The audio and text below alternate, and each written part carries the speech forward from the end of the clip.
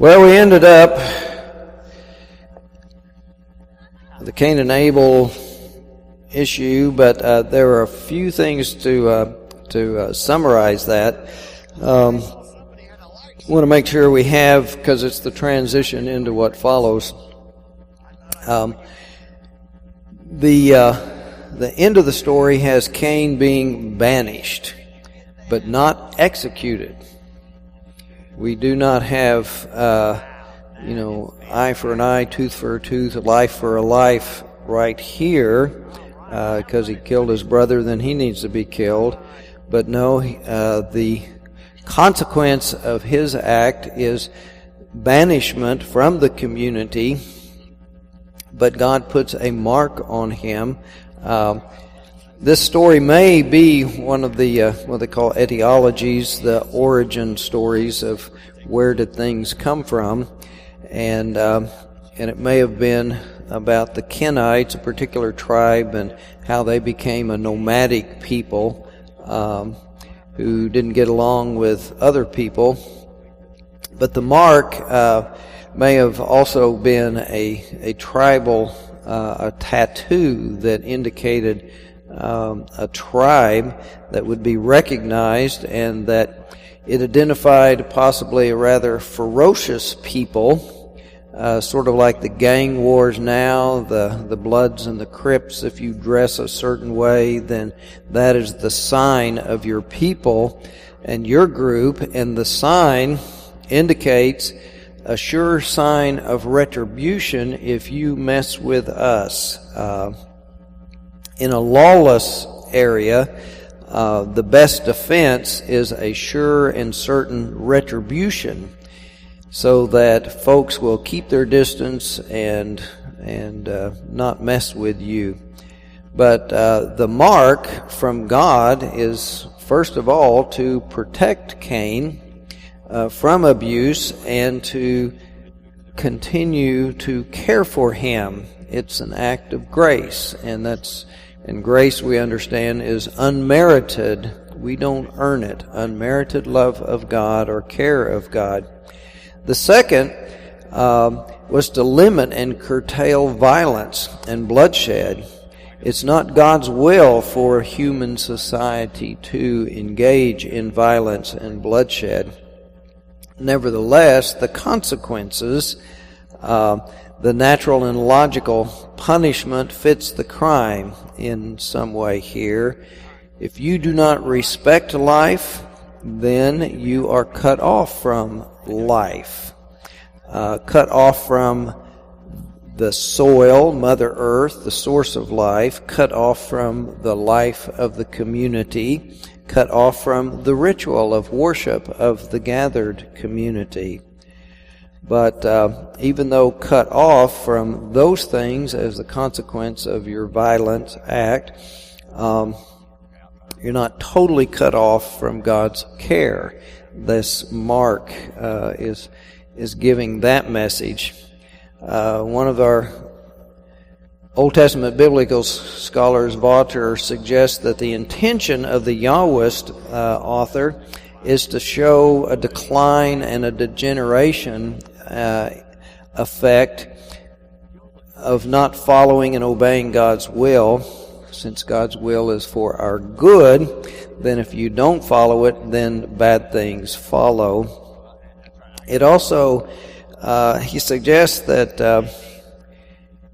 in some way, Cain is an illustration of a side of all of us.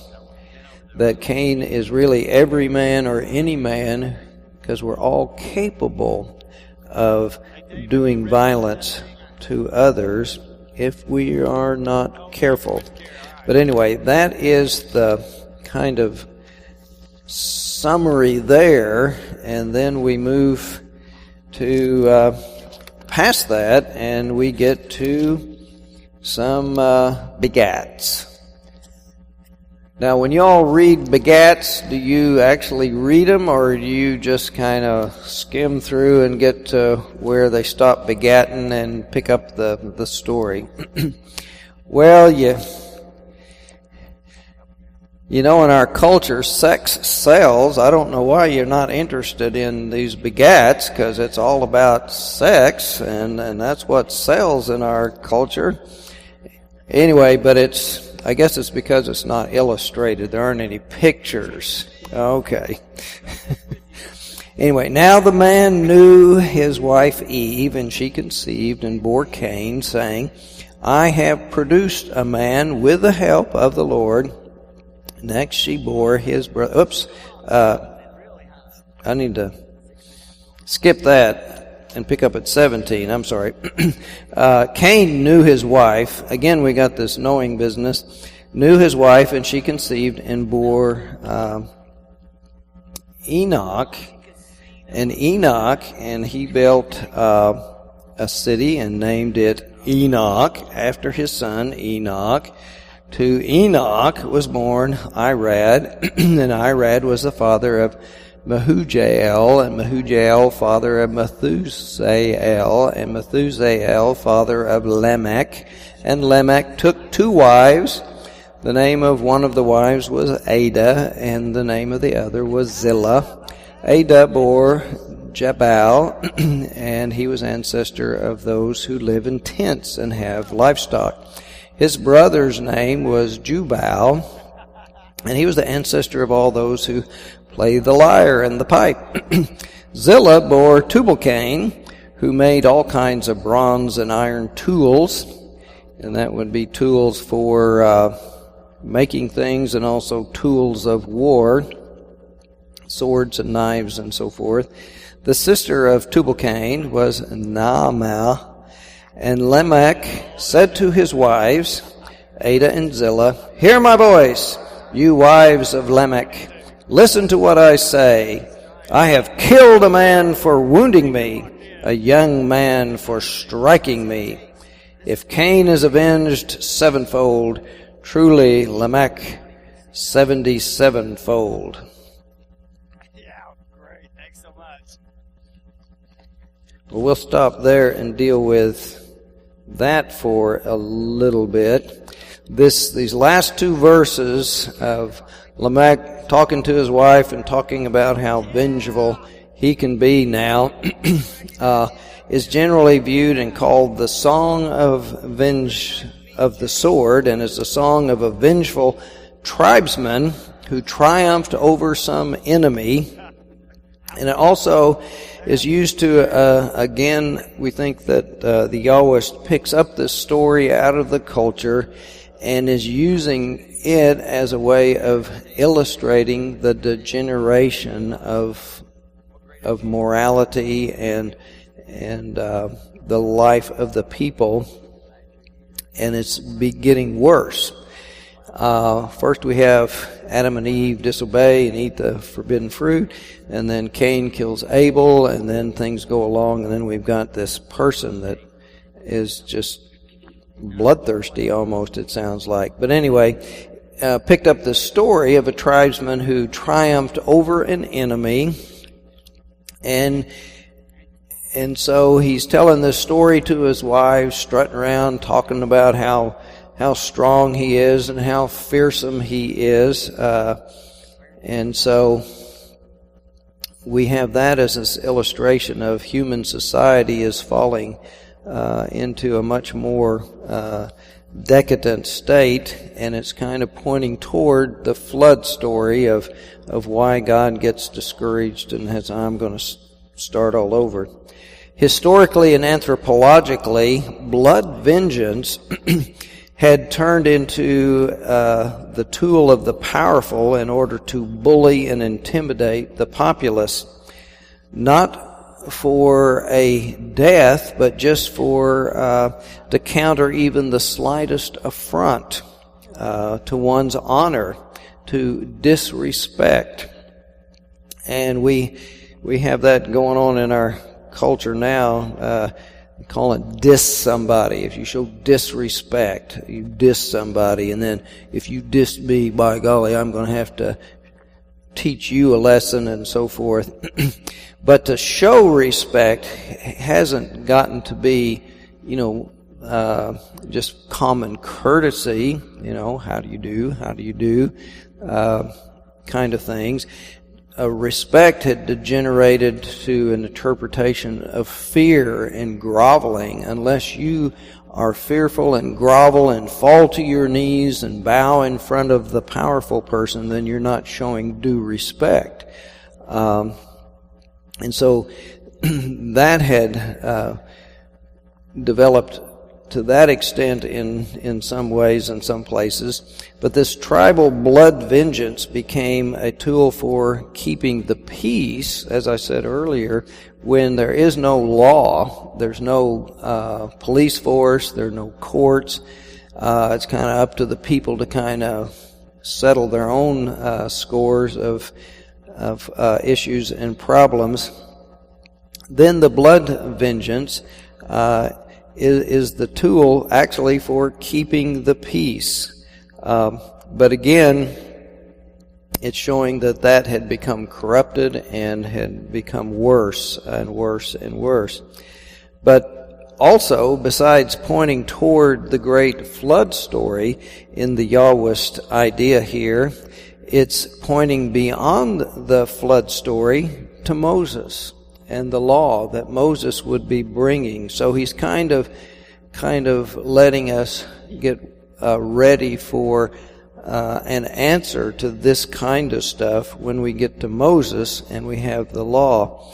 For the Yahwist is looking forward to that rule of talion, an eye for an eye and a tooth for a tooth, and a foot for a foot and an eye for an eye. And I got an email that told me I forgot to turn off my phone.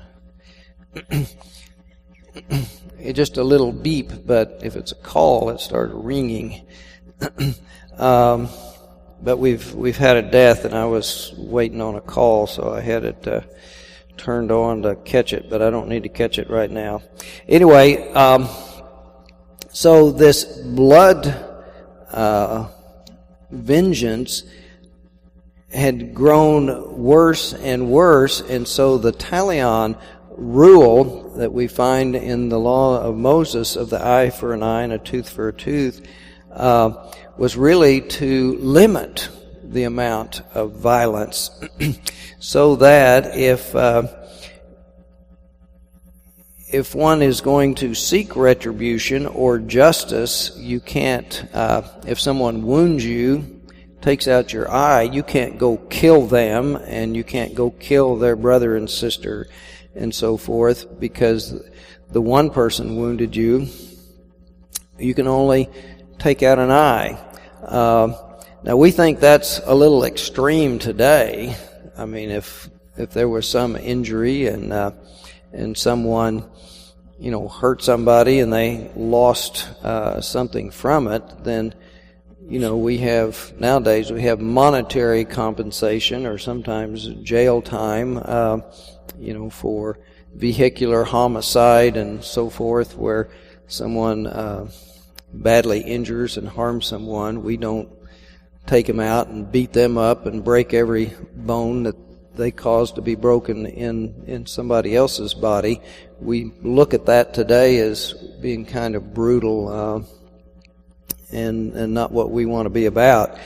But in this time, before established courts and justice, that blood retribution was a way of keeping the peace, but then it got out of hand. Somewhere along the line, I read from one of the rabbis had another way of interpreting eye for an eye and a tooth for a tooth. It was saying if I blind someone else, and then if I'm to be blinded in retribution, now we have two blind people that are disabled and become a burden in the culture. So that this rabbi is saying what this should mean is if I blind you, that I have to become your eyes. If I injure your arms or legs so that you can't work and can't do for yourself, then I have to become your arms and legs, and I have to do for you. So that's what eye for an eye, tooth for a tooth should really mean, rather than more bloodshed. But it takes a while to get there. And of course, Christian scholars like Botter and Von Rod look to Matthew, where we have this word of Jesus talking to us, where he says in Matthew 5:38, you have heard that it was said, an eye for an eye and a tooth for a tooth, but I say to you, do not resist an evildoer, but if anyone strikes you on the right cheek, turn the other also. And if anyone wants to sue you and take your coat, give your cloak as well. And if anyone forces you to go 1 mile, go a 2nd mile. Give to everyone who begs from you, and do not refuse anyone who wants to borrow from you. Now that changes the spirit and attitude. Now a lot of folks think that, we've got a milquetoast Jesus who wants us to just lay down and let others walk all over us. And this might sound like it. However, in some New Testament scholarship, this when someone strikes you on the cheek, the striking is intended to intimidate and humiliate you, to overpower you. And if you fall down and grovel at their feet and say, oh, no, don't do that anymore, I'll do whatever you say, yes, master, whatever, then they've won. They have intimidated you. They've humiliated you. But if you stand up and you strike me on one cheek, offer the other, who has the power in that situation? They may have the force over you, but you still have power there. And if there's a crowd around, who's going to look bad? The violent one will look bad. If the violent one strikes you and you fall down and whimper and whine and grovel, well, who looks bad there? Well, you look bad. But if you stand up and offer the other cheek, then you have won this contest of over intimidation and power in that way, and public sentiment. The other is it's if they take your coat, give your cloak as well, or your shirt in some translations. If you come to court, one of the things with that is, if someone's taken that away from you, and that's a form of injustice, because you're not supposed to take away a person's safety and life and safety overnight. If that's all if you're so poor, that's all you have left is just the covering, your jacket, and on a cold night, then that's a very inhumane thing to do. And if someone's doing that, taking you to court in order to exact that from you, then go farther, take off your other garments, which would have you standing naked in the courtroom. And it's a way of, and that's an embarrassment and a humiliating kind of thing for Hebrew people. And so, then again, it's making that other person look bad rather than, again, a form of intimidation. You're not being intimidated there. And this and who's going to ask you to go a mile and carry stuff? Roman soldier. And they had a rule that in order to control the soldiers from abusing their power and upsetting the populace you've conquered, that if they abuse that right and make you do more, it's a capital offense. If their superior officer catches them do that, they can be killed. So, if you carry that, they make you, you have to do what they say, and you go the 1 mile. And then if you keep going the 2nd mile, now who's in control? That soldier could get in big trouble. And so that soldier, instead of carry this for me, he said, no, stop, come back, no, don't do that. No, I'm going to keep carrying it. So then who has control? So anyway, instead of a milquetoast Jesus saying, just roll over and play dead or turn into a doormat and let him walk all over you, he has some non-violent ways of dealing with authority and force that is unjust. So anyway, as my freshman English teacher always told us on things like that, put that down in your commonplace books. Store it away. The other passage in Matthew, Peter came and said to Jesus, Lord, if another member of the church sins against me, how often should I forgive? As many as 7 times? And Jesus said to him, not 7 times, but I tell you, 77 times. Well, this story of Lamech uses those numbers, 7 and 77. And in that song of the revenge. So it's looking as though Jesus is picking up on that story and its extreme violence and giving the opposite of how to be extreme in one's forgiveness of others, and nonviolence and non-vengeance, in order to contrast his forgiving love and grace with what was a terrible example of violence in the tradition. So, now he's not talking about keeping score. In some relationships, some people keep score.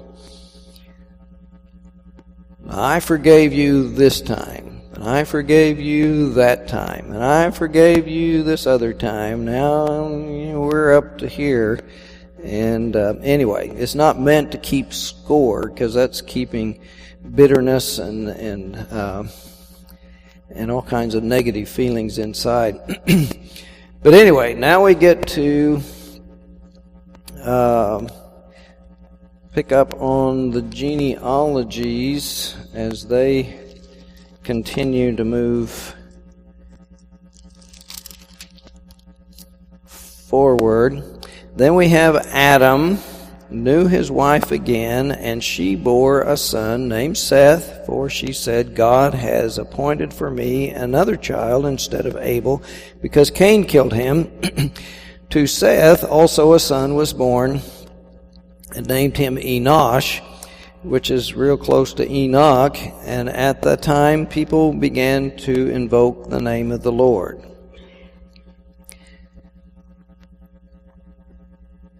Now,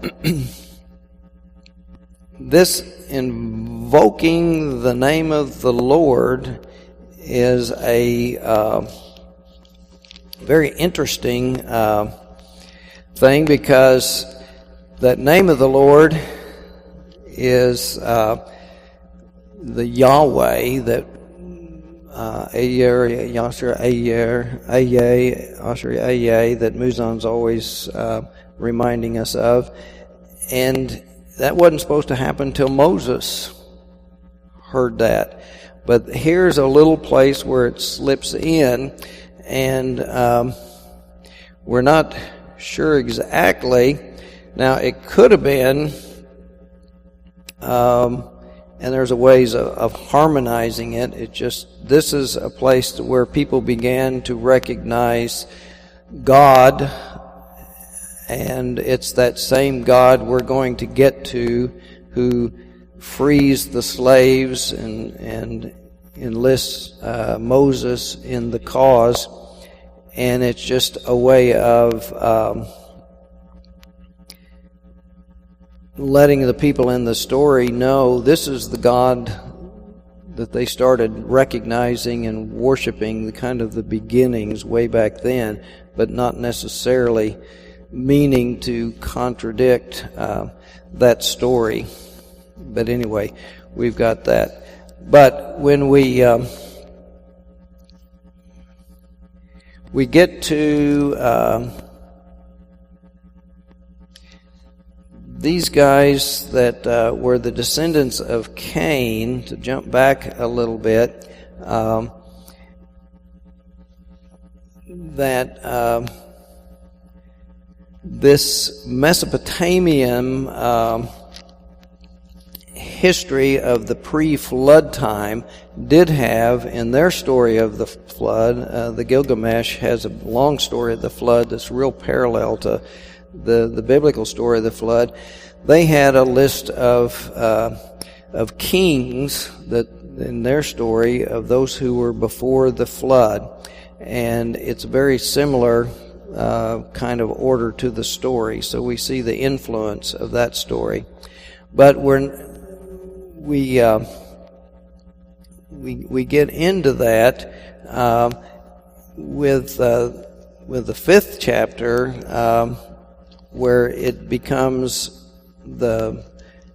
another version of lists, and this is the list of descendants of Adam. When God created humankind, He made them in the likeness of God, and male and female He created them, and He blessed them and named them humankind, or again, the mankind. And when they were created, and when Adam had lived 130 years, he became father of a son in his likeness, according to his image, and named him Seth. Now that's a real curious. We're supposed to be in the image of God, but now Adam has someone who's in his likeness, and it's Seth. But if Adam is in the image of God, and then Seth is in the image of Adam, then it's once removed. But at this point, Adam isn't the pure and perfect one anymore. He's blemished, and so Seth, then we pick up on that Christian view of the fall. Seth is not so perfect either. Then the days of Adam after he became father of Seth were 800 years. Did you all remember that? Adam lived 800 years. Interesting. And he had other sons and daughters. In 800 years, he might have had a lot of other sons and daughters. Thus, all the days that Adam lived were 930 years, and he died. And when Seth had lived 105 years, he became father of Enosh. And Seth lived after the birth of Enosh 807 years, and had other sons and daughters. Thus all the days of Seth were 912 years, and he died. When Enosh had lived 90 years, he became father of Kenan. Enosh lived after the birth of Kenan 815 years, and had other sons and daughters. Thus all the days of Enosh were 905 years, and he died. And when Kenan had lived 70 years, he became father of Mahalalel. And Kenan lived after the birth of Mahalalel 840 years, and had other sons and daughters. And thus all the days of Kenan were 910 years, and he died. When Mahalalel had lived 65 years, he became father of Jared. And Mahalalel lived after the birth of Jared 830 years, and had other sons and daughters. And thus all the days of Mahalalel were 895 years. Are y'all keeping track, counting all these numbers? And he died. And when Jared lived 162 years, he became... why did they wait so long to start their family?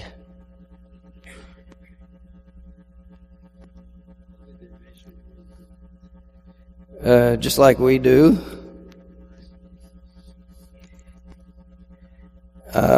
Anyway, Jared lived after the birth of Enoch 800 years and had other sons and daughters, and thus all the days of Jared were 962 years, and he died. And when Enoch had lived 65 years, he became father of Methuselah. And Enoch walked with God after the birth of Methuselah 300 years. He walked with God for 300 years and had other sons and daughters, and thus all the days of Enoch were 365 years. Enoch walked with God, and then he was no more, because God took him. Now, it doesn't say he died.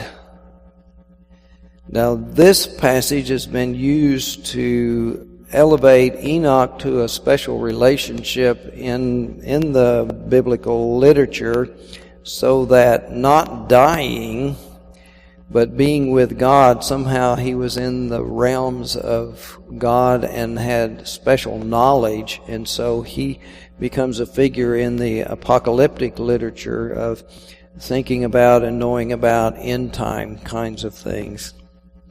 Anyway, when Methuselah had lived 187 years, he became father of Lamech. And Methuselah lived after the birth of Lamech 782 years and had other sons and daughters. Thus all the days of Methuselah were 969 years, and he died. When Lamech had lived 182 years, he became father of a son named Noah, saying, "Out of the ground that the Lord has cursed, this one shall bring us relief from our work and from the toil of our hands." And we're not sure exactly how Noah is going to bring the relief, but it's setting the stage. Lamech lived after the birth of Noah 595 years and had other sons and daughters. Thus all the days of Lamech were 777 years, and he died. And after Noah was 500 years old, Noah became father of Shem, Ham, and Japheth. Okay.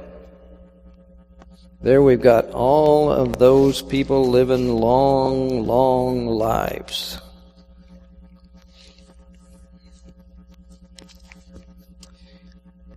What does it mean, and what does it say to us on how to live our lives?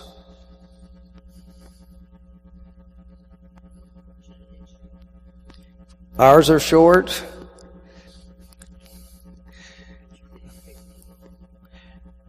I think they exhausted their pension annuity.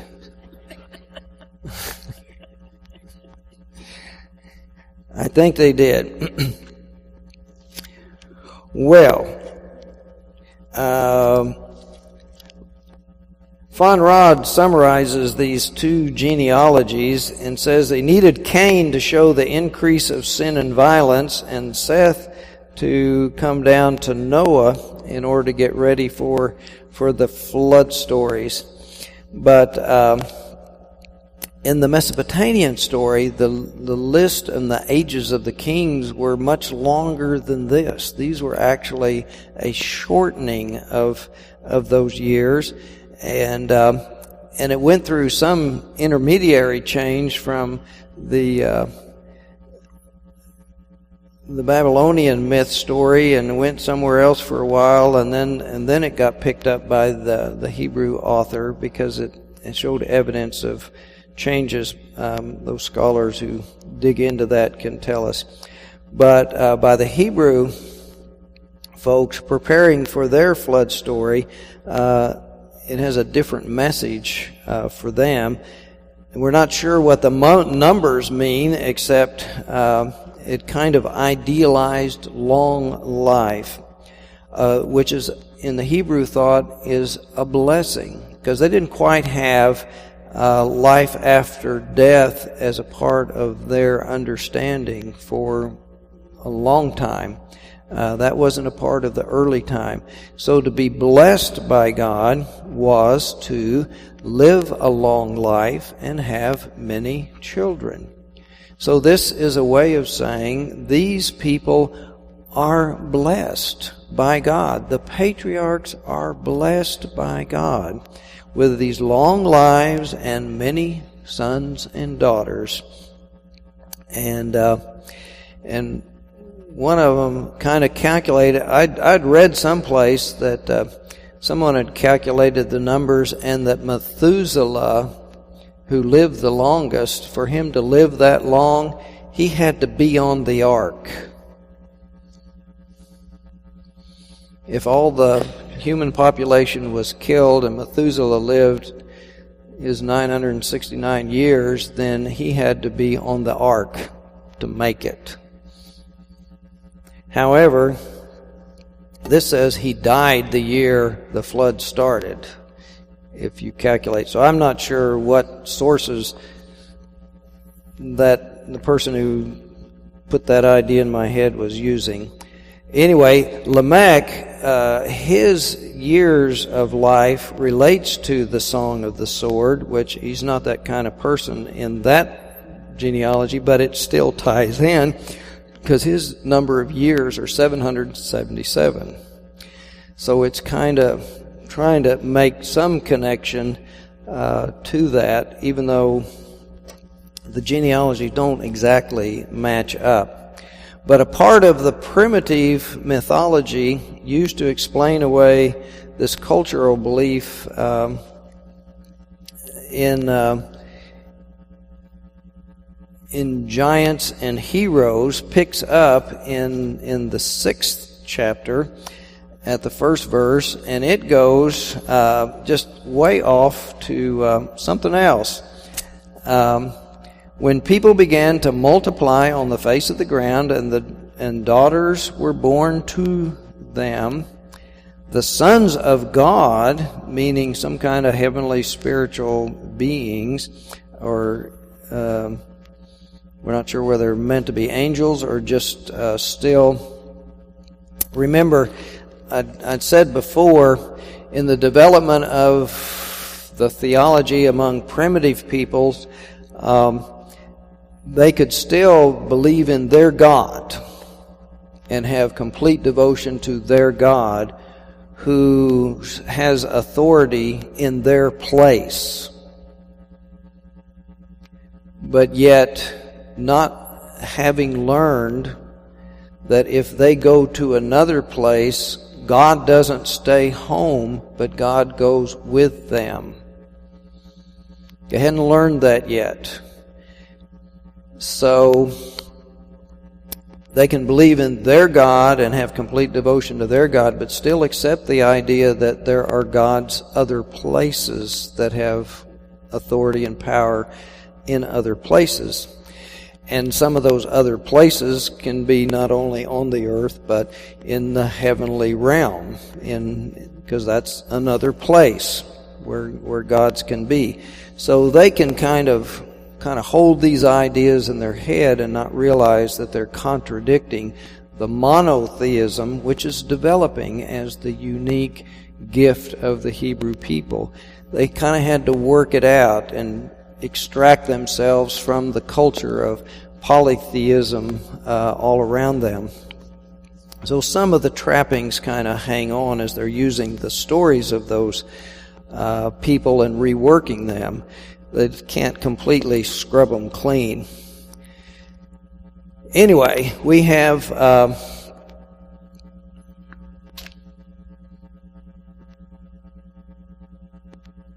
the sons of God saw the women, thought they were fair, and they took wives for themselves of all that they chose.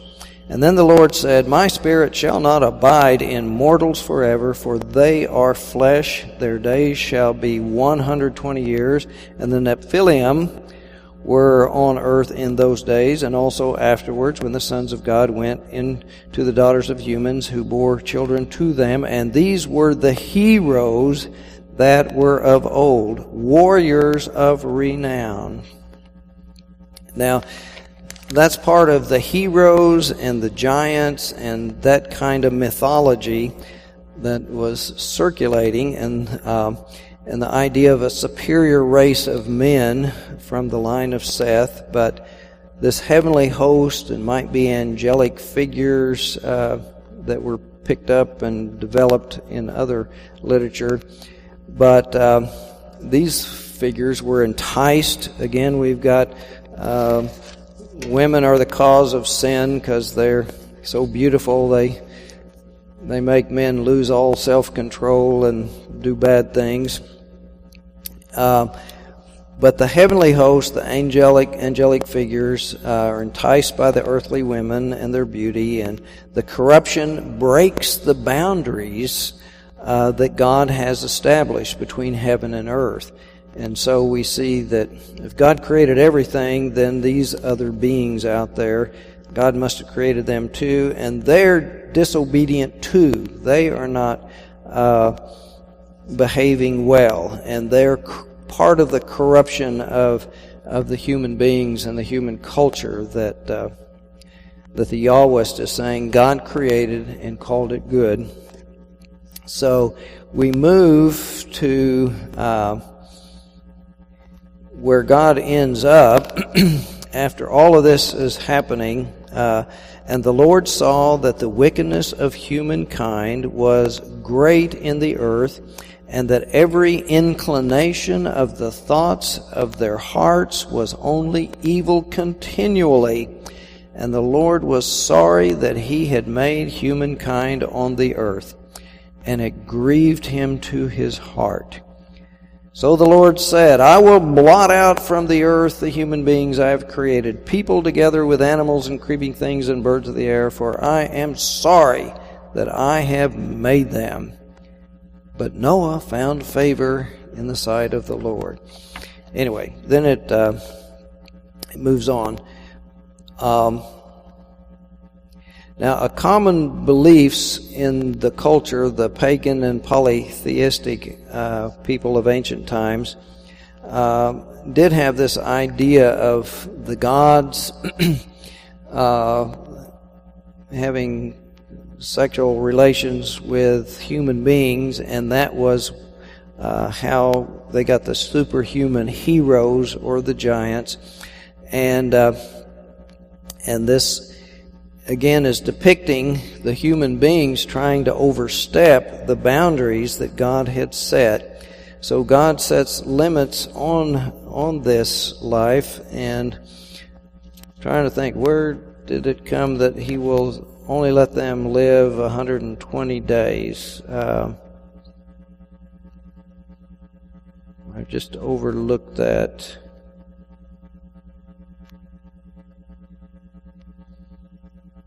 Anyway,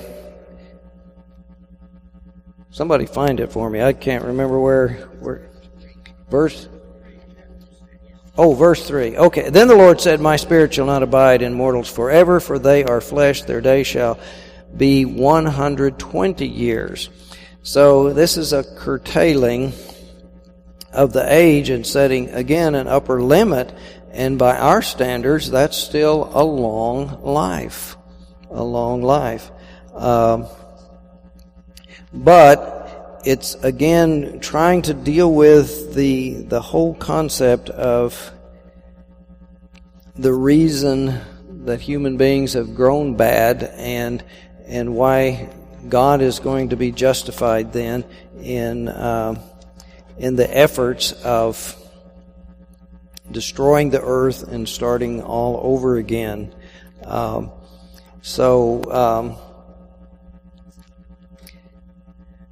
Walter Brueggemann had some reflections on this story. He said that the origin of the story is etymological, explaining the origin of giants and mythology, and borrowed the story to show that supermen and heroes are trying to overstep the bounds, that God is reestablishing the limits for only 120 years. But still God's grace, because the 120 years is a long, full life. But this whole section from the expulsion from the Garden of Eden, it's opening a vision of harmony and peace in the garden that's broken by human arrogance, wanting to be like God and eating the fruit. And then it gets shattered more and more with Cain killing Abel, and then this blood vengeance getting so out of control.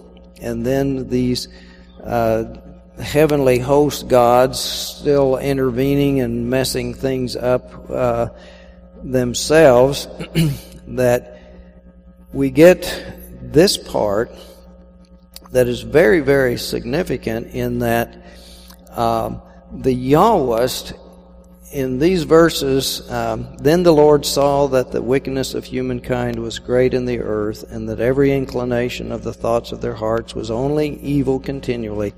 And the Lord was sorry that he had made humankind on the earth, and it grieved him to his heart. They're saying that's not borrowed from some other story. This is the Yahwist taking all those borrowings and things to try to lay the groundwork, and is saying, and he's giving his theology, his understanding, God is so deeply grieved. God is so sorry that he made people, because it doesn't matter what is going on or how well God intended things to be, human beings just will not cooperate. It just seems like give them enough rope, they're always going to hang themselves. Or give them all these blessings and they're just going to be spoiled brats, and they're not going to appreciate it. And even though they have all they can want, all they need, they still want more than they need, more than they can use. And so God is just grieved. And so God decides to start all over again. But it ends up with Noah. So here we get a hope. God isn't going to destroy everyone. God hadn't totally given up, but God is kind of stepping back and is going to try a different approach. A different approach. And so we have to get through the flood story that's borrowed from the Gilgamesh sagas, and is reworked. And when we'll get into some of the detail there. We've got the Yahwist version and the priestly version. We see different elements, seeing that they had two different stories that they kind of put together, and they overlap, and sometimes they duplicate, and we'll kind of get into that next week. But here we have it laid out that God is perfectly justified to give up on the earth and start over. Now, in spite of the grace, the mark put on Cain that he isn't killed for killing Abel, that's God's grace.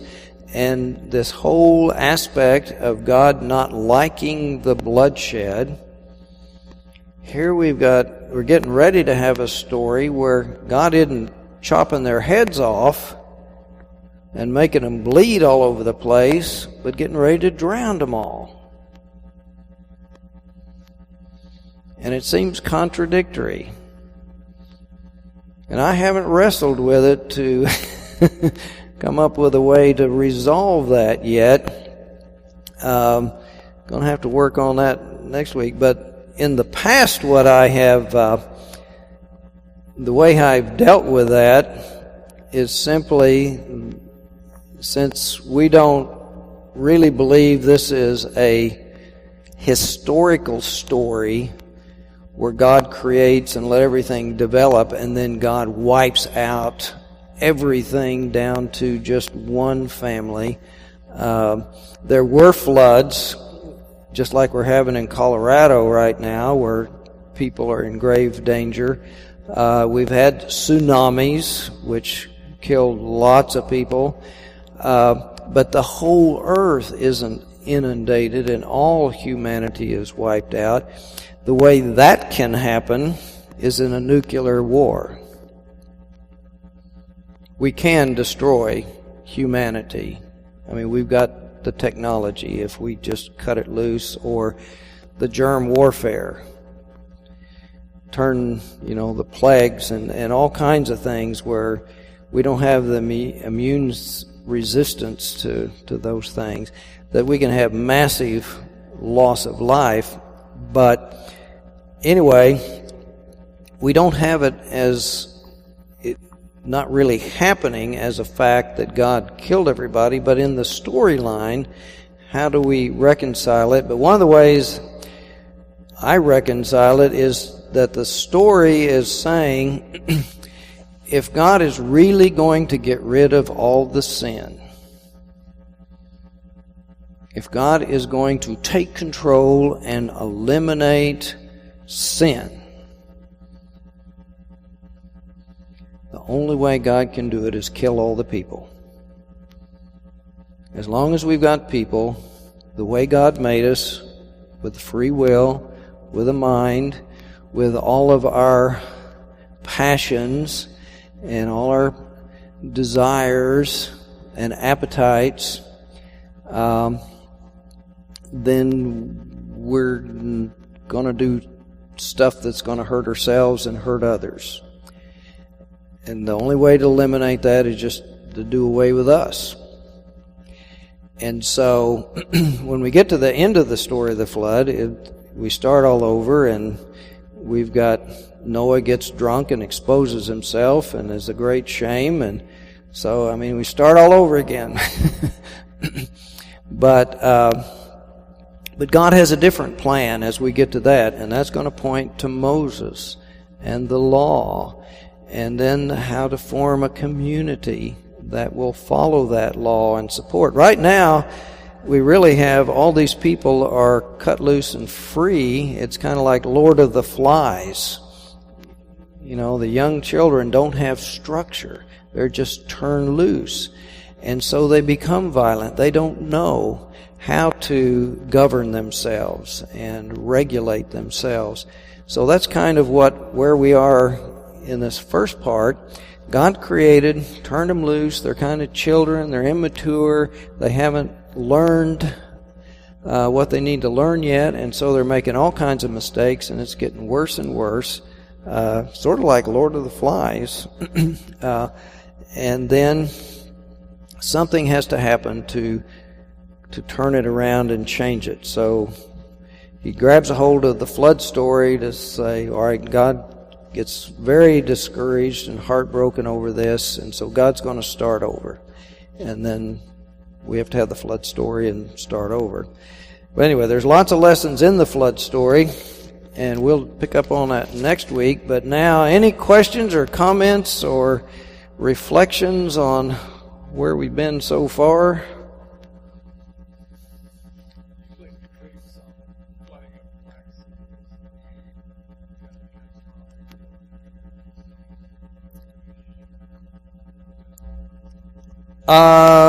I haven't read that. I just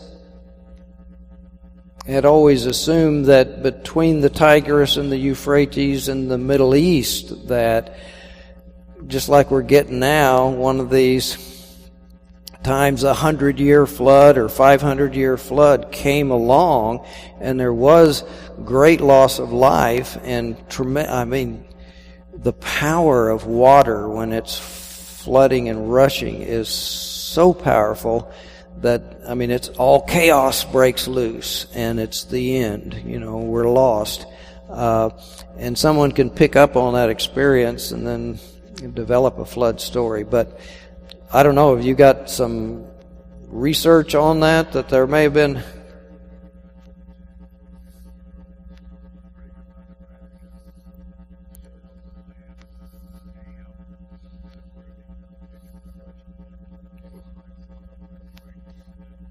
that broke.